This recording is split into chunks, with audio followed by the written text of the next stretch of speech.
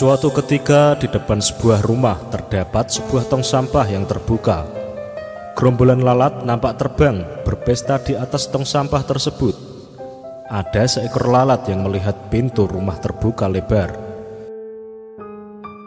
Si lalat itu langsung menuju sebuah meja makan yang penuh dengan makanan lezat.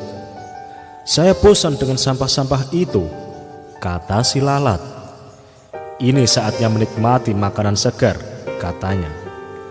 Setelah kenyang, si lalat bergegas ingin keluar dan terbang menuju pintu kaca saat dia masuk tadi. Namun, ternyata pintu kaca itu telah tertutup rapat. Si lalat hinggap sesaat di pintu kaca itu, memandangi kawan-kawannya yang melambaikan tangannya, seolah meminta agar dia bergabung kembali dengan mereka. Si lalat pun terbang di sekitar kaca, sesekali melompat dan menerjang kaca itu. Dengan tak kenal menyerah, si lalat mencoba keluar dari pintu kaca. Lalat itu merayap mengelilingi kaca dari atas ke bawah, dari kiri ke kanan, bolak-balik. Demikian terus dan terus berulang-ulang, hingga akhirnya nampak lalat itu terkulai lemas terkapar di lantai. Tak jauh dari tempat itu nampak serombongan semut merah yang sedang mencari makan. Dan ketika menjumpai lalat yang tak berdaya itu, serentak mereka mengerumuni dan beramai-ramai, menggigit tubuh lalat itu hingga mati. Kawanan semut itu pun mengangkat bangkai lalat yang malang itu menuju sarang mereka. Dalam perjalanan, seekor semut kecil bertanya kepada rekannya yang lebih tua, "Ada apa dengan lalat ini, Pak? Mengapa dia sekarat?" Semut yang lebih tua menjawab, "Oh, itu sering terjadi.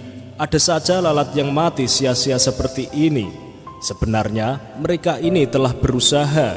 Dia sungguh-sungguh telah berjuang keras berusaha keluar dari pintu kaca. Namun ketika tak menemukan jalan keluar, dia frustasi dan kelelahan hingga akhirnya jatuh sekarat dan menjadi menumpahkan malam kita." Semut kecil itu manggut-manggut, namun masih penasaran dan bertanya lagi, "Aku masih tidak mengerti. Bukannya lalat itu sudah berusaha keras? Kenapa tidak berhasil?"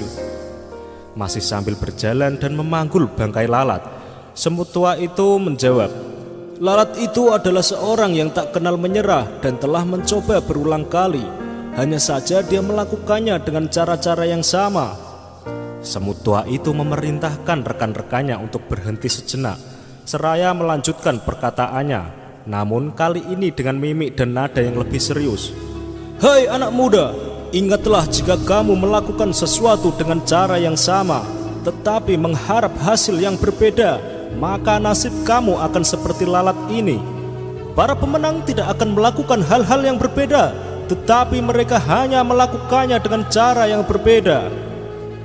Lihatlah anak muda, di atas pintu kaca itu terdapat lubang ventilasi udara.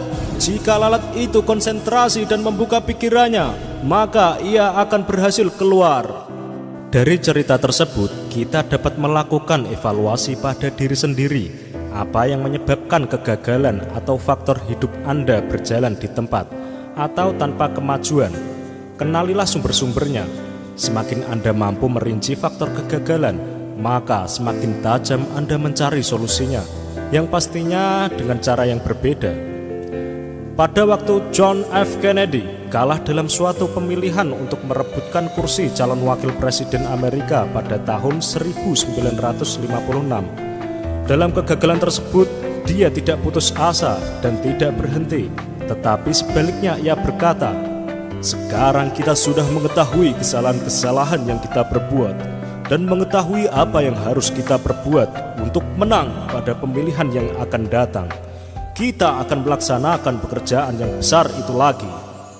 Dan akhirnya pada pemilihan tahun 1960, Kennedy memenangkan. Bukan lagi wakil presiden yang ia menangkan, melainkan ia memenangkan sebagai presiden termuda Amerika Serikat.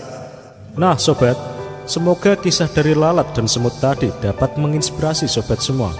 Ikuti terus video dari Celah Terang, inspirasi dahsyat rahasia pola pikirmu.